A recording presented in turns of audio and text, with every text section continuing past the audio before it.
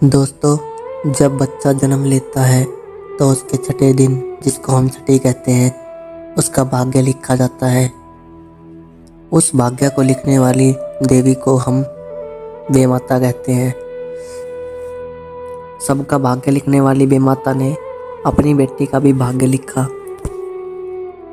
जब वो सबका भाग्य लिखने जाती तो उसकी बेटी उसको रोज देखती थी।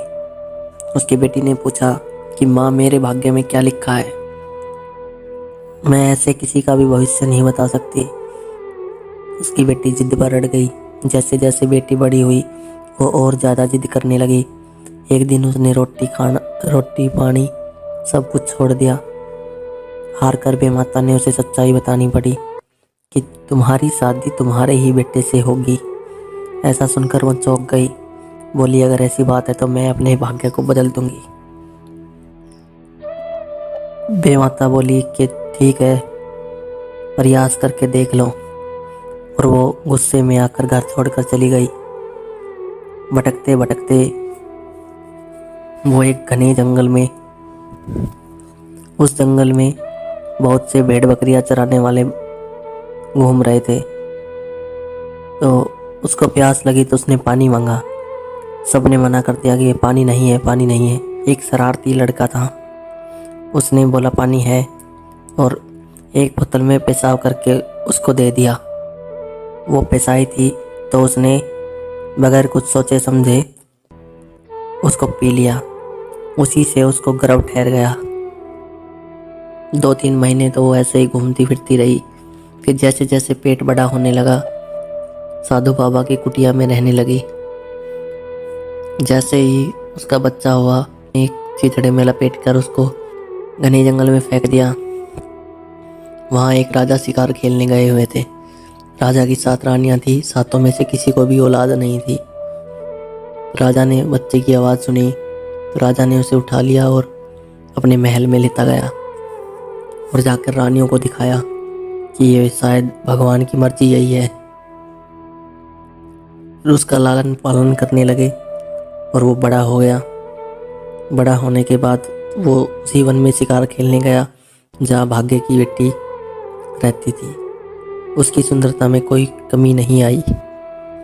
वो वैसे की वैसे जवान थी। राजा के बेटे को वो पसंद आ गई तो उसने शिकार खेलने जाना बंद कर दिया और उदास उदास रहने लगा। जब राजा ने कारण पूछा तो उनके सैनिकों ने बताया कि यह एक लड़की को पसंद करता है और उससे शादी करना चाहता है। राजा ने कहा, ऐसा है तो हम अभी जाते हैं और उस बाबा से बात करते हैं। बाबा ने मना किया तो उसने दोनों को जान से मारने की धमकी दी। जब बाबा ने यह बात भाग्य की बेटी को बताई कि या तो तुम उस लड़के से, राजा के लड़के से शादी कर लो, या वो हम दोनों को मार देगा।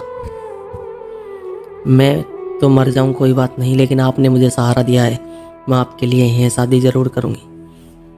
और वो शादी कर कर महल में आ गई।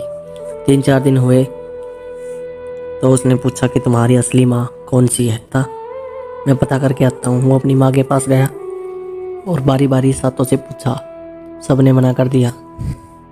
सबने मना कर दिया कि तुम हम सबके बेटे हो। बोला, नहीं माँ, मुझे मेरी असली माँ बताओ। तो यह जिद करने पर एक ने बता दिया कि तुम हम में से किसी के भी बेटे नहीं हो और तुम ऐसे ऐसे हमें वहाँ मिले थे। उसको वो कपड़ा दे दिया जिसमें वो लिपटा मिला था।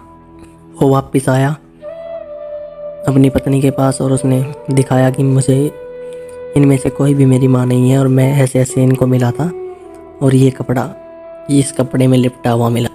तो दोस्तों, यह सुनकर भाग्य की बेटी पैरों तले से ज़मीन निकल गई और अपना माथा पकड़ कर बैठ गई कि हे माँ, तूने मेरे क्या फूटी किस्मत लिखी है। तो दोस्तों, इस कहानी से हमें यह पता चलता है कि इंसान चाहे कितनी भी कोशिश कर ले, उसे उसके भाग्य से ज़्यादा और समय से पहले कभी कुछ नहीं मिलता।